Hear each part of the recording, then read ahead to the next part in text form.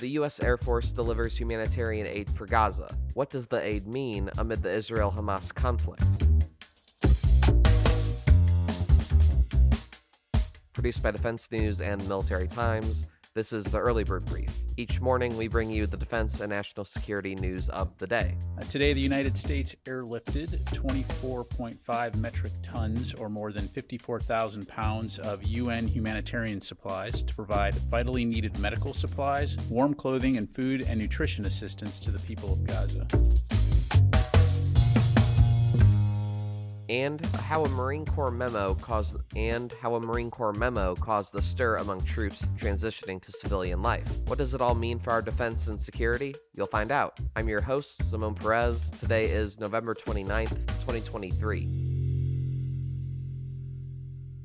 First up, the Pentagon announced that the U.S. Air Force delivered thousands of pounds of humanitarian aid to Gaza on Monday. The Pentagon also announced last month it planned to send Israel 2 Iron Dome missile defense systems, and U.S. military assets have been moved to the region amid the Israel-Hamas conflict as well.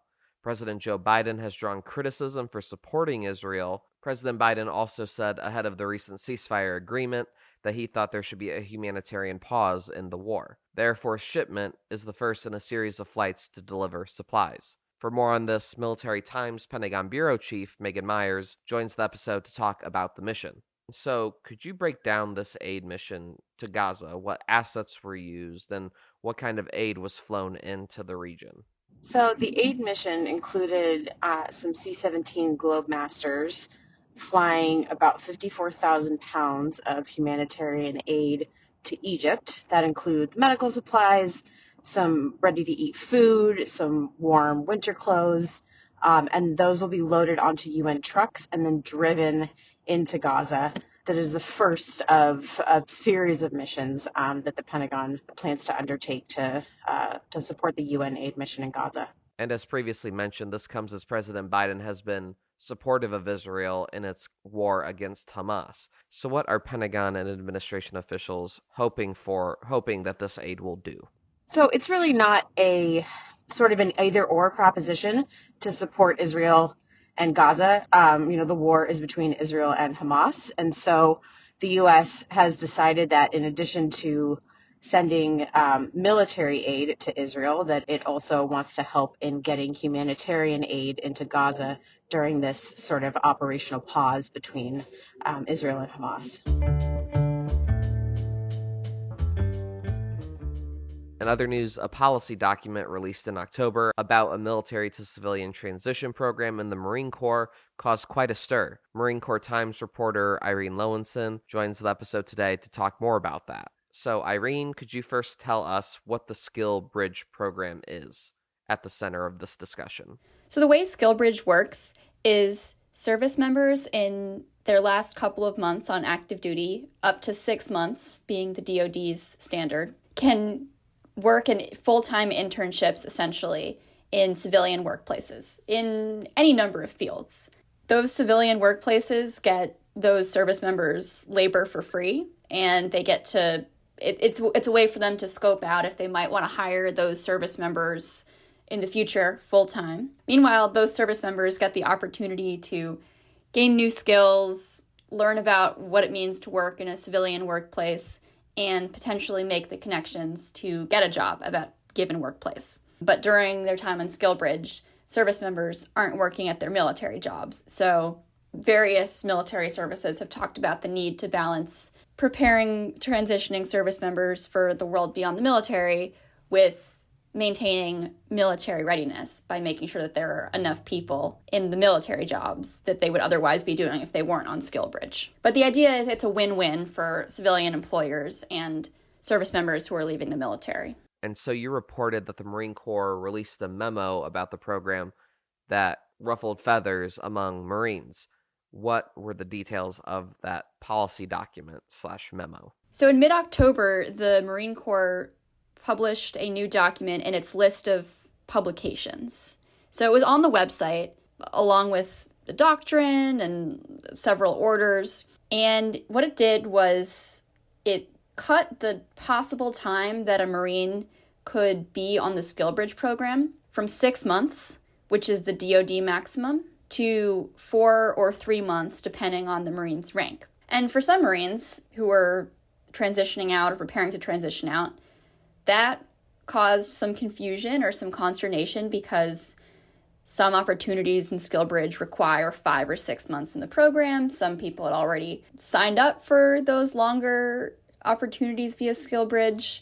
And at some Marine installations, Marine points of contact for the SkillBridge program were alerting Marines of the change and getting them prepared for all of this. And then the Marine Corps took the document down from its website. And a Marine spokeswoman told me that the document was released prematurely, that the Marine Corps is assessing its SkillBridge policy, but hasn't made any changes to its previous guidance of, you can spend 6 months in the program. The Marine Corps did respond to my press inquiry about this and has since, after the article came out, posted something on LinkedIn about it. But as far as I know, there wasn't much communication from the Marine Corps to the force. At least there wasn't a MAR admin, a Marine Administrative Message, which is the typical way of alerting Marines of policy changes. So I think it caused some confusion. And so what's going on right now? Well, for now, at least, the official Marine Corps policy is commanders have to abide by the old guidance, which is Marines can be on SkillBridge for a maximum of 6 months. But it seems, I don't have a crystal ball, right? But it seems from the way that the Marine Corps has talked about it that there is a reassessment of this policy. This new policy was written in the first place, so it may not be the final new policy, but Marines may wonder whether there will be cuts to SkillBridge in the future. Also on your radar for today, the Navy said it has removed nearly all the fuel from a P-8A Poseidon plane that overshot a Hawaii runway and landed in an environmentally sensitive bay, but it doesn't have a timetable for when it will get the aircraft out of the water. None of the 9 people on board the Poseidon were injured when it landed in Kanaho Bay on November 20th, but there was an estimated 2,000 gallons of fuel on board the Poseidon. And the bay is home to coral reefs, an ancient Hawaiian fish pond, and a breeding ground for hammerhead sharks. Here's why it matters. The Navy has come under intense scrutiny in Hawaii for its environmental stewardship and transparency after jet fuel leaked from a World War II-era fuel storage facility into Pearl Harbor's drinking water in 2021. Some 6,000 Navy personnel, their dependents, and civilians complained of physical ailments after the spill. After mounting pressure, the Navy agreed to drain the tanks, an operation that is currently underway. The Navy has 3 temporary floating barriers around the P-8A aircraft at its resting spot to prevent any potential fuel spill or other contaminants from polluting the ocean. The Navy hasn't had indications or reports that any fuel leaked from the plane, and fuel removed from the plane was tested and did not have water in it. The commander who is leading the service's mobile diving and salvage unit at the site said the plane was sitting on a mixture of coral and sand. The plane rises a little with the tide, so the full weight of the plane is not on the coral. Military leaders are studying ways to remove the plane. First is to float it and get it within range of a crane on the runway, and then it would be lifted onto the runway and set down on its landing gear, which is reportedly still in good condition. Or the second option is to float it on top of cylinders and roll it up onto the runway. And now here's some other stories that we're hearing chirps about. The Air Force announced it tapped 22.5% of eligible troops for promotion to Chief Master Sergeant. It's the highest selection rate for the most senior rank an enlisted airman can attain since 2016. The Guardian reported that North Korea claimed its recent launched spy satellite photographed the White House and the Pentagon.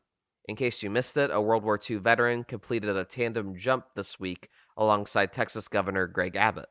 And Politico reported that the CIA and other intelligence agencies reportedly used information gathered by monitoring the electronic communications of foreign weapons manufacturers to stop several shipments of advanced weapons parts to Iran by land, air, and sea. And on this day in history, in 1967, President Lyndon B. Johnson announced that Secretary of Defense Robert McNamara would resign to become president of the World Bank. McNamara played a major role in the United States' involvement in the Vietnam War.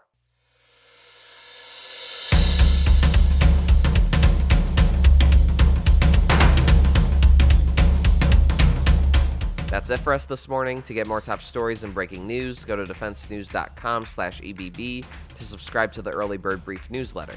Please give us a like, rating, and a comment wherever you get your podcasts, and be sure to follow us on social media at @defense_news and @military times. The Early Bird Brief is hosted and produced by me, Simone Z. Perez. Today's episode featured stories by Megan Myers, Irene Lowenson, and the Associated Press. Our editor-in-chief is Mike Gruce. Have a great day.